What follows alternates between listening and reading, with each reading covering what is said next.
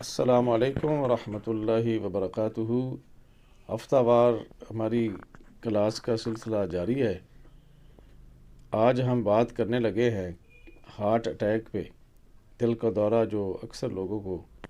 پڑ جاتا ہے اور دنیا سے چل بستے ہیں، یا بعض اوقات دل کو دورہ پڑتا ہے بچ جاتے ہیں، پھر ساری عمر جو ہے وہ دواؤں پہ ہی بسر کرتے ہیں۔ دوائی ان کا جان جو ہے وہ نہیں چھوڑتی، ہر وقت وہ کوئی نہ کوئی دوا پھر کھاتے رہتے ہیں، پرہیز اور احتیاط وغیرہ۔ دل کا دورہ پڑنے کے اسباب کیا ہے اور اس کی بچاؤ کی تدابیر کیا ہے، طب اس کے بارے میں کیا کہتی ہے، اس پہ آج ہم گفتگو کریں گے۔ یہ ہمارے شاگرد جہاں پہ بیٹھے ہوئے ہیں، حافظ احمد رضا صاحب اور یہ حافظ عمران صاحب، یہ دونوں علماء بھی ہیں اور حکماء بھی ہیں، تو انہوں نے اسٹڈی کی ہے۔ تو حافظ صاحب سے پہلے پوچھتے ہیں جی کہ دل کے دورے کے اسباب کیا ہیں، یہ کیسے پڑتا ہے، کیوں پڑتا ہے، تو کیا اس سے بچاؤ کی تدابیر کیا ہیں؟ جی حافظ صاحب۔ بسم اللہ الرحمن الرحیم۔ الصلاۃ والسلام علیکہ یا سیدی یا رسول اللہ وعلی آلہ وصحبہ یا سیدی یا حبیب اللہ۔ آج جو ہے وہ استاد محترم کو سبق سنانے کا شرف حاصل ہو رہا ہے کہ ہارٹ اٹیک کیوں ہوتا ہے اور کیسے ہوتا ہے۔ تو اس کے متعلق یہ ہے کہ جسم کے تمام اعضاء کی طرح جو ہمارا دل ہے وہ بھی عوارض کا شکار ہوتا ہے، ٹھیک ہے۔ اس میں دو طرح کی جو ہے وہ امراض، متعدد اقسام کے امراض ویسے پائی جاتی ہیں، مگر حکماء نے اسے جو ہے وہ دو طرح کی شکل دی ہے۔ پہلی امراض وہ امراض جو دل کے اندر پیدا ہوتے ہیں، اور دوسرے قسم کے وہ امراض جو بظاہر دل کے باہر پیدا ہوتے ہیں مگر ان پر دل کا پورا اثر انداز ہوتا ہے، یعنی کہ وہ جسم دل پر پورا اثر انداز ہوتے ہیں۔ اور وہ ہم انہی عوارض کے متعلق ان کے اندر ایک ایسا مرض ہے جسے ہم تسدید شریان قلب کے نام سے یاد کرتے ہیں، یعنی کہ کرونری تھرومبسس جو ہے اسے کہا جاتا ہے۔ تو اس کے متعلق یہ ہے کہ یہ اکلیلی مرض ایسی مرض ہے کہ اگر خون کا سدہ جو ہے وہ ہماری ایورٹا میں بن جائے تو بندے کی موت واقع ہو جاتی ہے، اور اگر اس کی کسی شاخ میں بن جائے تو علاج کی کچھ نہ کچھ مہلت مل جاتی ہے۔ بنتا کیسے ہے اس پہ گفتگو کرتے ہیں کہ جیسے جیسے ہماری عمر میں اضافہ ہوتا جا رہا ہے، ہماری جو خون کی نالیاں ہیں ان میں جو ہے کولیسٹرول جمع ہونا شروع ہو جاتا ہے۔ اس کی وجہ کیا ہے؟ نمبر ایک جو حکماء نے وجہ بتائی کہ وہ یہ ہے کہ ہم نے جو ہے وہ نشست بردار ہو گئے، یعنی کہ ورزش جسمانی کرنا چھوڑ دیا ہے، چربیلی اور مرغن غذائیں جو ہیں وہ کھانی شروع کر دی ہیں، کیلوریز سے بھرپور غذائیں شروع کر دی ہیں کھانے، مگر جو ہے ہماری جسمانی حرکات ہیں وہ جو ہے وہ کم ہو گئی ہے، ہماری جو جسمانی ورزشیں ہیں وہ بہت کم ہو گئی، ہم نشست بردار ہو گئے، تھوڑا سا کام جو ہے وہ کرنا پڑے تو ہم بائکس کا، کاروں کا استعمال کرنے، حالانکہ ہمارے جو پرانے بزرگ تھے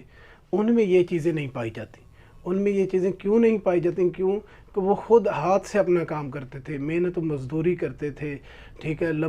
لمبے سفر طویل کرتے تھے، ٹھیک ہے، لکڑیاں خود کاٹتے تھے، مگر آج جو مشینری اور جدید وقت نے جو ہمیں گھیر لیا ہے اس کی وجہ سے یہ جو اکلیلی شریان اور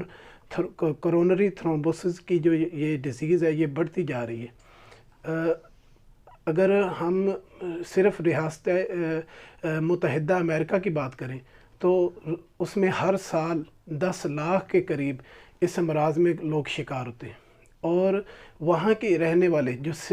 سیاہ فام لوگ ہیں، سیاہ فام امریکی ہیں، وہ ان امراض کا بہت کم شکار ہوتے ہیں۔ ان کی کیا وجہ ہے؟ ان کی وجہ صرف یہی ہے کہ جو سیاہ فام ہے وہ کام کرتے ہیں اور جو مرغن غذائیں انہیں کھانے کو نہیں ملتی، اور کیلوریز کا بہت کم استعمال کرتے ہیں، اور جو دوسرے سفید فام امریکی ہیں ان کا بھی یہی کام ہے کہ وہ زیادہ سے زیادہ جو ہے وہ مرغن غذائیں کھاتے ہیں اور نشست بردار ہیں۔ تو اس لیے جو نتیجہ جو آخر پہ نکلا وہ یہی ہے کہ ان میں زیادہ سے زیادہ ہمیں ایسی غذائیں استعمال کرنی چاہیے جو ہماری یہ جو قلب کو جو ہے وہ جو خون جاتا ہے، دیکھیں نا ہمارے پورے جسم کو یہ دل جو ہے پورے یعنی کہ جسم کو خون مہیا کرتا ہے، ہر وقت یہ کام کرتا ہے۔ جب ہم سو رہے ہوتے ہیں نا، یہ 5 کیراٹ خون جو ہے وہ ہمارے باڈی میں سرکولیٹ کر رہا ہوتا ہے، اور جب ہم جاگ رہے ہوتے ہیں، کام کر رہے ہوتے ہیں، 2200 گیلن یہ ہمارے جسم کو خون پمپ کرتا ہے۔ تو جسم کا 4% حصہ جو خون کا حصہ ہے وہ ہمارا دل کو جاتا ہے، ٹھیک ہے، جو اس کے جو ہارٹ جو مسلز ہیں، ٹھیک ہے، جو اس کے کام کر رہے ہیں مسلز، ہم دھڑک رہے ہیں، خون پمپ کر رہے ہیں، آکسیجن لے رہے ہیں، آکسیجن کاربن ڈائی آکسائڈ باہر نکال رہے ہیں، تو یہ سارا کام جو ہے ہمارے دل کا ہوتا ہے۔ پھر عصبی تناؤ ہے، ٹھیک ہے، جو پریشانیاں ہیں، جو جذبات ہیں، وہ بھی ہمارے دل پہ براہ راست اثر انداز ہوتے ہیں۔ تو اس لیے ان سے بچنے کے لیے جو ہے وہ ہمیں تمام چیزوں کو سامنے رکھ کے، اور ہمیں اپنی ورزش جو ہے وہ سٹارٹ کرنی ہوگی، غذا کا استعمال کرنا ہوگا، اور وہ ایسی غذا جو بالکل صحیح کسی طبیب نے آپ کو لکھ کے دی ہو، نبض کے مطابق، مزاج کے مطابق جو غذا ہو وہ استعمال کی جائے۔ یہ بھی دیکھا گیا کہ عام طور پر یہ ایک کتاب پڑھ رہا تھا کہ ڈاکٹر خالد محمود غزنوی، اس نے لکھا کہ ایک ڈاکٹر جو ہے وہ خود اسی مرض کے باعث، وہ دل کا ڈاکٹر دل کے عارضے میں جو ہے وہ ہلاک ہو گیا، مر گیا، ٹھیک ہے۔ تو اس لیے کہ ڈاکٹرز، وکلاء، ٹھیک ہے، بزنس مینز، یہ زیادہ جو ہیں یہ نشست بردار ہوتے ہیں، ٹھیک ہے، زیادہ یہ ورزش ہی نہیں، صبح سے لے کے شام تک چیک اپ کیا، جا کے سو گئے، پھر صبح وہی کام شروع۔ تو ہمیں چاہیے کہ ہم جو ہے اس کورونری تھرومبوسس کے بچنے کے شرائط جو ہیں وہ بچنے کی احتیاطی تدابیر ابھی سے اختیار کریں، بعد میں جو اختیار کرنی ہے تو ابھی۔ یعنی ایک بات اس میں بہت اچھی جو میں نے پڑھی وہ یہ تھی کہ اس کو روکنے کے لیے، اس کورونری تھرومبس کو روکنے کے لیے ہم ڈاکٹروں کے پاس بہت کم جاتے ہیں، مگر جب ہمیں ہم اس کا شکار ہو جاتے تب ہم کلینک پہ چکر لگاتے ہیں، دوائیاں کھاتے ہیں، مگر اس کا مسلسل میڈیسن کوئی حل نہیں ہے۔ اس کا یہ ہے کہ اس کا علاج جو ہے علاج بالغذاء اور علاج نبوی صلی اللہ تعالیٰ علیہ وسلم اس طریقے سے ہو تو یہ بالکل ٹھیک ہو جاتی ہے۔ سب سے پہلا کیس جو ہے یہ تو اب دریافت سائنسدانوں نے کیا، سب سے پہلے حضرت سعد بن وقاص رضی اللہ تعالیٰ عنہ کو یہ جو ہے دل کا اٹیک ہوا تھا، دل کا دورہ ہوا تھا، اور جس کا علاج حضور علیہ الصلوۃ والسلام نے حضرت سعد بن وقاص رضی اللہ تعالیٰ عنہ کو آج سے 1400-1500 سال پہلے جو ہے وہ دل کا دورہ ہوا۔ یعنی کہ یہ سائنس تو اب یعنی کہ دریافت کر رہی ہے نا کہ دل کے دورے، اس کی پھر ڈائگنوسس کے یعنی کہ جدید سے جدید طریقے، مگر حضور علیہ الصلوۃ والسلام کے دور یعنی کہ آپ کے زمانے میں سب سے پہلا جو کیس تھا حضرت سعد بن وقاص رضی اللہ تعالیٰ عنہ کو، آج کا اگر یعنی کہ ان کو ملا یعنی کہ باہم ان کا جو ہے وہ ڈفرنس کیا جائے تو میں اس طرح کروں گا کہ آج کے جس کو ہو جائے تو اسے تو وہ روک دیا جاتا ہے کہ آپ نے کام نہیں کرنا، آپ نے کچھ نہیں کرنا، آپ نے یہ نہیں کھانا، وہ نہیں کھانا، مگر حضور علیہ الصلوۃ والسلام نے جیسا علاج کیا، حضرت سعد بن وقاص رضی اللہ تعالیٰ عنہ جب ٹھیک ہوئے تو آپ نے جنگیں بھی لڑی، ٹھیک ہے، اس کے بعد آپ نے جنگیں بھی، اب جنگ سے بھاری کام تو کوئی بھی نہیں ہے، جنگ سے بھاری کام کوئی بھی نہیں ہے، ٹھیک ہے۔ تو آپ اس سے یعنی کہ پتہ چلتا ہے کہ جو آقا علیہ الصلوۃ والسلام نے علاج کیا، جو حضور علیہ الصلوۃ والسلام نے علاج دریافت کیا، ٹھیک ہے، وہ جو ہے وہ سب علاجوں سے افضل ہے، اور اسی علاج پر اگر آج ہم مسلمان عمل کرتے تو شاید کہ ہمارے درمیان کوئی بیماری نہ ہوتی، اور ہم بجائے اس کے کہ یہاں سے باہر علاج کروانے کے لیے جاتے، اگر ہم حضور علیہ الصلوۃ والسلام کے علاج بتائے ہوئے طریقوں پر عمل کرتے تو باہر سے لوگ ادھر ہمارے پاس علاج کروانے کے لیے آتے۔ اور میں نے یہاں استاد محترم کے پاس بیٹھ کے دیکھا ہے کہ جس طرح یہ علاج نبوی پہ عمل کرتے ہیں اور لوگوں کو بتاتے ہیں، تو لوگ باہر سے اور دور دور سے آتے ہیں ادھر چیک کروانے کے لیے، اور غذا لکھوا کے لے جاتے ہیں اور ٹھیک ہو جاتے ہیں۔ تو حضور علیہ الصلوۃ والسلام نے بھی غذا کیا علاج کیا وہ میں آپ کو بتاتا ہوں۔ آقا علیہ الصلوۃ والسلام نے جو علاج فرمایا وہ یہ تھا کہ عجوا کھجور جو ہے وہ انہیں صبح ناشتے میں دی، یا جوں کا دلیا۔ جب یہ جو جوں کا دلیا ہے اس میں ویسے ہی بڑی برکتیں ہیں، یہ اتنی برکتیں شاید گندم میں نہیں ہیں جتنی برکتیں جو کے دلیے میں رکھی ہوئی ہیں۔ میرا خیال ہے یہ کہتا ہے کہ جو کا دلیہ ہے، حضور علیہ الصلاۃ والسلام کے دور میں جب بھی کوئی بھی بیمار ہوتا تو جو کا جو دلیے کا پتیلا تھا وہ آگ پہ رکھ دیا جاتا اور تب تک وہ پڑا رہتا جب تک وہ بیماری یا وہ ڈیزیز ختم نہیں ہو جاتی تھی، ٹھیک ہے۔ تو یہ جو کا دلیے کے بارے میں حضور علیہ الصلاۃ والسلام نے ارشاد فرمایا کہ یہ جو کا دلیہ جو ہے یہ دل اور یعنی کہ غموں کو دور کرتا ہے اور دل کو تقویت بخشتا ہے، ٹھیک ہے۔ تو اس لیے ہمیں چاہیے کہ ہم ایسی چیزیں اپنائیں جو آقا علیہ الصلاۃ والسلام کے دور میں اپنائی جاتی تھیں۔ تو میں اب استاد محترم سے گزارش کروں گا کہ اگر اس میں مزید آپ کچھ کہنا چاہیں تو آپ اس میں ایڈ کر دیں۔ جی، یہ حافظ احمد رضا صاحب نے بہت خوبصورتی کے ساتھ کہ اس کی پیتھالوجی، ماہیت دل کے دورے کی، اس کے اسباب و وجوہات، پھر اس کا نبوی علاج کہ نبی علیہ السلام کے علاج سے بڑا کوئی اور علاج نہیں ہو سکتا، کیونکہ آپ کے علاج کو وحی کی حمایت جو ہے نا وہ حاصل ہے۔ وحی سے حاصل ہونے والا علم ہی حتمی ہوتا ہے،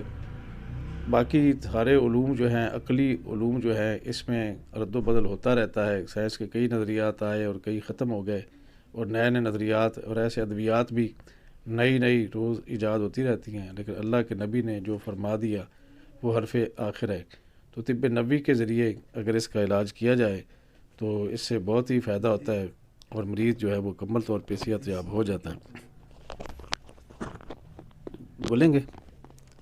یہ جی دیسی گھی کے بارے میں بھی بتانے لگے ہیں کچھ، یہ بھی سنیں۔ دیسی گھی کے متعلق جو ہے وہ بڑا جو ہے آج کل پروپوگنڈا کیا جا رہا ہے، اور ہمارے جو ڈاکٹرز حضرات ہیں انہوں نے بھی یہ یعنی کہ باہر کا پروپوگنڈا اختیار کیا گیا۔ استاد محترم سے ہم نے ایک لیکچر لیا تھا دیسی گھی کے متعلق، تو انہوں نے فرمایا تھا کہ امریکہ میں یا یورپ کنٹریز میں دور دور تک کہیں دیسی گھی کا نشان بھی نہیں ہے، مگر یہ زیادہ جو آپریشنز ہیں یہ زیادہ تو ادھر ہو رہے ہیں، پاکستان میں تو بہت کم ہوتے ہیں۔ تو اس کا مطلب یہ ہے کہ دیسی گھی جو ہے وہ دل کے مسائل میں قابل علاج ہے، یعنی کہ دیسی گھی جو ہے وہ باہر کی حرارت کو میں نہیں جم سکتا، تو وہ جو ہمارے جسم کے اندر والی حرارت ہے اس سے کیسے وہ جم جائے گا، ٹھیک ہے۔ تو دیسی گھی جو ہے اس کا استعمال کیا جائے، اور جو ہے اس میں جو ہے دیسی مرغی کا اور بکرے کا گوشت بھی استعمال کیا جا سکتا ہے، پھل ہیں ان کا استعمال کیا جا سکتا ہے، سبزیاں گاجر، کدو شریف ہیں، اور جو ہے مولی ہے اس کا سالن استعمال کیا جا سکتا ہے۔ تو دیسی گھی میں پکا کے اس کا استعمال کریں۔ یہ بناسپتی جو گھی ہے جب سے بناسپتی آیا ہے اس نے گھروں پہ قبضہ کر لیا، امراض ہی امراض ہیں، یہ اس سے امراض ہی امراض ہیں، خشکی کا باعث بن رہا ہے یہ۔ اور جو دیسی گھی ہے یہ خشکی کو ختم کرتا ہے، شریانوں کو کھولتا ہے اور اس سے سدے جو ہے ختم کرتا ہے۔ تو یہاں مطب پہ ہم نے استاد محترم کے ہاں دیکھا ہے کہ استاد محترم سب کو دیسی گھی بتاتے ہیں، اور دیسی گھی سے شوگر بھی ٹھیک ہو رہی ہے، بلڈ پریشر بھی ٹھیک ہو رہا ہے، اور جو ہے ذہنی جو بیماریاں وہ بھی ٹھیک ہو رہی ہیں، اعصابی بیماریاں ساری ٹھیک ہو رہی ہیں۔ اور جو ہے ہم نے یہاں پہ دیکھنے میں ہمارے آیا ہے کہ لوگوں کے جو والز بند ہوتے ہیں دل کے، جن کو کورونری تھرومبسز ہوتی ہیں، ٹھیک ہے، 2-3 والز بند ہوتے ہیں وہ کھل رہے ہیں۔ تو جو ہے دیسی غذاؤں میں جو دیسی ادویات ہیں ان میں آج بھی وہی اثر و رسوخ ہے جو پہلے ہوا کرتا تھا۔ تو ہمیں چاہیے کہ جو ایلوپیتھی ہے، جو سائنس ہے، اس کے نظریات اپنی جگہ ٹھیک ہوں گے، ٹھیک ہے۔ ہم کہتے ہیں کہ ساری چیزیں ہمارے پاس نہیں ہیں، کچھ چیزیں ان کے پاس ہیں، کچھ ہمارے پاس ہیں، مگر جو یہ چیز ہے جو حضور علیہ الصلاۃ والسلام کے طریقہ سے چل رہی ہے یہ سب سے افضل ہے، ٹھیک ہے۔ تو ہمیں چاہیے کہ ہم اس طرح علاج کریں جس طرح حضور علیہ الصلاۃ والسلام نے بیماریوں کا علاج فرمایا۔ اللہ تعالی ہم سب کو دین و دنیا کی تمام بھلائیاں عطا فرمائے۔ دیسی گھی کے حوالے سے آپ صاحب نے بتایا کہ یہ اس کا مزاج گرم تر ہے اور یہ سدے پیدا نہیں کرتا بلکہ سدوں کو کھولتا ہے۔ تو یہ سدے آنتوں میں ہوں یا شریانوں میں ہوں اس کے لیے بڑی ہی مفید چیز ہے۔ حالیہ ایک مریضہ چشتیہ منڈی سے ہمارے پاس تشریف لائی، اس کی 3 شریانیں بند تھیں، ہم نے دیسی گھی کے ساتھ سبزیاں وغیرہ اور مزاج کے مطابق اس کی غذا سیٹ کی اور کچھ تھوڑی سی دوائی بھی دی ہے۔ اللہ کے فضل و کرم سے اب اس کی تینوں شریانیں وہ کھل چکی ہیں۔ بار بار ڈاکٹر سے ہم نے ECG اس کی کروائی ہے، چیک کروایا، اور انہوں نے کہا کہ اس کو کوئی دل کی تکلیف نہیں ہے۔ ایسے کئی مریض ہمارے پاس آئے الحمدللہ، اور اللہ نے فضل کیا اور وہ ٹھیک ہوئے۔ یہ امراض پہ خصوصی طور پہ دل کے دورے پہ بات آج ہم کر رہے ہیں کہ دل کے دورے کا باعث کیا چیزیں بن رہی ہیں، جس میں مادی اسباب بھی ہیں، نفسیاتی اسباب بھی ہیں اور کیفیاتی اسباب۔ اور خصوصی طور پہ جو چیز آئی ہے وہ یہ ہے ورزش کا نہ کرنا، حرکت کا نہ کرنا، زیادہ غذا کھانا اور چلنے پھرنے سے باز رہنا، یہ اس کا سبب بن رہا ہے۔ حافظ احمد رضا صاحب نے بڑی تفصیل کے ساتھ اس پہ بات کی ہے۔ اب ہم بات کرتے ہیں جی مولوی علامہ محمد عمران صاحب سے۔ سیفی صاحب ہیں جی یہ، اور کہ دل کے حوالے سے میں نے کیا اسٹڈی کیا۔ ہمارا طریقہ یہ ہے کہ ہم اپنے اسٹوڈنٹس کو جہاں پریکٹیکل بھی کرواتے ہیں، باقی تھیوری بھی پڑھاتے ہیں، تو پھر کسی ایک کتاب کا یا ایک موضوع پہ کہتے ہیں کہ وہ مطالعہ کر کے آئیں، وہ مطالعہ بھی کرتے ہیں اور وہ اپنے مشاہدات اور جو بھی چیزیں دیکھتے ہیں مریضوں کے حوالے سے یہاں پہ پھر اس کے حوالے سے یہ بات کرتے ہیں۔ تو حافظ صاحب جو ہے وہ بتا چکے ہیں۔ اب علامہ محمد عمران صاحب یہ خطیب بھی ہیں ساہیوال کی جامع مسجد میں، اور مدرس بھی ہیں، اور یہ جامعہ فریدیہ سے فارغ شدہ بھی ہیں۔ تو ان سے پوچھتے ہیں کہ انہوں نے کیا اسٹڈی کیا اور کیا یہ کہتے ہیں دل کے امراض اور دل کے دورے کے بارے میں۔ جی بسم اللہ الرحمن الرحیم۔ دل کے امراض کے حوالے سے استاد محترم کی زیر سایہ باتیں ڈسکس ہو رہی ہیں۔ تو دل کے جو بیماری کے اسباب ہیں، ان کے جو مادی اسباب ہیں، ان پر سیر اصل بحث میرے بھائی نے کی ہے۔ اسی طرح دل کے جو امراض ہیں، ان میں روحانی امراض بھی شامل ہے۔ روحانی طور پر بھی دل کی بیماریاں پیدا ہوتی ہیں۔ اس کے بارے میں ڈاکٹر حکیم یاسین چاولہ صاحب نے اپنی کتاب بلڈ پریشر اور اس کے علاج کے اندر یہ بات لکھی ہے کہ جو اللہ رب العالمین نے فرمایا ہے فی قلوبہم مرض فزادہم اللہ مرضا، اس کے تحت وہ فرماتے ہیں کہ جو جسم کی جو بیماریاں ہیں وہ شروع ہی دل سے ہوتی ہیں۔ یعنی اللہ رب العالمین نے جہاں پر یہ بات واضح کر دی ہے کہ روحانی اور مادی بیماریوں کی جو ابتدا ہے وہ دل سے ہوتی ہے، اور اس کے اندر صرف مادی اثرات ہی شامل نہیں، صرف جراثیم والی تھیوری ہی شامل نہیں، اس کے اندر جو روحانی بیماریاں ہیں وہ بھی بڑا اپنا اثر رکھتی ہیں۔ جس طرح نفسانی طور پر نفسانی بیماریوں کے اندر بندہ ایک ٹینشن لیتا ہے یا کہ دباؤ کا شکار ہوتا ہے تو اس کا بھی اثر براہ راست دل پر آتا ہے۔ اسی طرح وہ بیماریاں جو روحانی بیماریاں، اخلاقی بیماریاں کہلاتی ہیں، ان کا بھی دل پر براہ راست اثر آتا ہے۔ جس طرح جھوٹ بولنا، ظلم کرنا، بددیانتی کرنا، تو یہ جو ساری چیزیں ہیں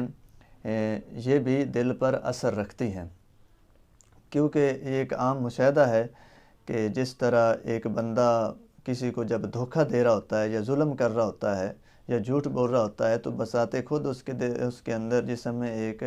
بے چینی طبیعت میں پائی جاتی ہے۔ تو اس سے پتہ چلا کہ دل اس سے آوازاری محسوس کر رہا ہے۔ تو ڈاکٹر حکیم یاسین چاولہ صاحب یہ لکھتے ہیں کہ جس بندے کے اندر جھوٹ کی بیماری پائی جاتی ہے، وہ کذب بیانی کا شکار ہوتا ہے، اس کے دل میں شروع میں ایک خفیف سی جلن پیدا ہوتی ہے، اور پھر وہ آگے بڑھتی بڑھتی سوزش کے مقام تک چلی جاتی ہے۔ اور جو بیماریوں کے مدار ہیں اور مختلف مدار ہیں، ان میں سے ایک جو ہے وہ لذت ہے۔ تو جب بیماری لذت کے مقام پر ہوتی ہے تو اس وقت اس کو جھوٹ بولنے سے الٹا لذت محسوس ہوتی ہے، اور اس کو وہ اپنے دکھ کی دوا سمجھنے لگ پڑتا ہے۔ اس طرح وہ مزید جھوٹ پر جھوٹ بولتا چلا جاتا ہے، اس طرح اس کو اپنی جو بیماری ہے وہ محسوس نہیں ہوتی۔ تو اس طرح روحانی طور پر بھی وہ یہ سمجھتا ہے کہ میں اچھا کر رہا ہوں، اور اسی طرح وہ اپنا جسمانی طور پر بھی نقصان کر رہا ہوتا ہے، اور اس کے دل کے اندر جو بیماری ہے اس کے اندر اضافہ ہو رہا ہوتا ہے۔ تو اس لیے آج ہم دیکھتے ہیں کہ جو آئے دن کسی کو ہارٹ اٹیک ہو جاتا ہے، کسی کو دل کی کوئی بیماری لاحق ہو جاتی ہے، کوئی رات کو اٹھتا ہے اور ہم دیکھتے ہیں کہ جناب عام سننے میں مل رہا ہے کہ جناب واش روم گیا تو بس کبھی وہیں گر گیا، کبھی بسترے پہ آ کر گر گیا. تو یہ ساری باتیں جو ہیں ان کا خلاصہ یہ نکلتا ہے کہ آج ہمارے معاشرے کے اندر جہاں پر مادی طور پر ہم کافی افراط و تفریط کا شکار ہیں، وہیں اخلاقی اور روحانی طور پر بھی ہم کئی بیماریوں کے اندر مبتلا ہیں. تو ان بیماریوں کی وجہ سے بھی ہم دل کے مریض بنتے جا رہے ہیں. اگر دل کی بیماریوں سے چھٹکارا حاصل کرنا ہے تو اس کے لیے ہمیں اپنے مادی اسباب کو درست کرنے کے ساتھ ساتھ روحانی اور اخلاقی بیماریوں کو بھی درست کرنا ہوگا اور ان بیماریوں کا بھی سد باب کرنا ہوگا. اس کے سد باب کے لیے بظاہر جو قرآن و حدیث کے اندر آیا ہے اس پر ہمیں عمل کرنا ہوگا. اچھے اخلاق، اچھی عادات اپنانی ہوگی، سنت رسول، احکام قرآن جو ہے وہ اپنانے ہوں گے تو یقیناً ہم دینی دنیاوی طور پر سرخرو ہوں گے اور جسمانی اور روحانی بیماریوں سے بھی نجات پا لیں گے. جی ناظرین اکرام، علامہ محمد عمران سیفی صاحب بتا رہے تھے کہ قلب کی بیماریاں جو ہیں وہ صرف مادی ہی نہیں بلکہ روحانی بھی ہوتی ہیں، اور قرآن پاک وہ کوٹ کر رہے تھے کہ فی قلوبہم مرض فزادہم اللہ مرضا ولہم عذاب علیم بما کانوا یکذبون. بما کانوا یکذبون کہ جھوٹ بولتے تھے. فی قلوبہم مرض، ان کے دلوں میں مرض ہے. فزادہم اللہ مرضا، اللہ نے ان کا مرض بڑھا دیا. اور آگے کہ وہ جھوٹ بولتے تھے. تو پتہ یہ چلا جھوٹ بولنے سے دل جو ہے بیمار ہو جاتا ہے. ایسے ہی دیگر جو اخلاقی بیماریاں ہیں وہ بھی دل پر اثر انداز ہوتی ہیں. تو اگر میں یہ کہوں کہ بعض اوقات پہلے ہماری روح بیمار ہوتی ہے جس کے نتیجے میں جسم بیمار ہو جاتا ہے، اور بعض اوقات پہلے جسم بیمار ہوتا ہے اور پھر روح بیمار ہو جاتی ہے. تو دونوں کو ہی اسلام دونوں کو ساتھ لے کے چلتا ہے، جسم کو بھی اور روح کو بھی. تو ہمیں اپنے جسم کا بھی خیال رکھنا چاہیے اور روح کا بھی خیال رکھنا چاہیے. روح کو بھی غذا اچھی دینی چاہیے اور جسم کو بھی غذا اچھی دینی چاہیے. تو ناظرین کرام، یہ ہمارا یہ ایک مختصر سی نشست اگر آپ کو پسند آئی ہو تو آپ کمنٹ باکس میں ضرور اس پہ کمنٹ کریں کہ آپ نے اس کو کیسا پایا. السلام علیکم ورحمۃ اللہ وبرکاتہ.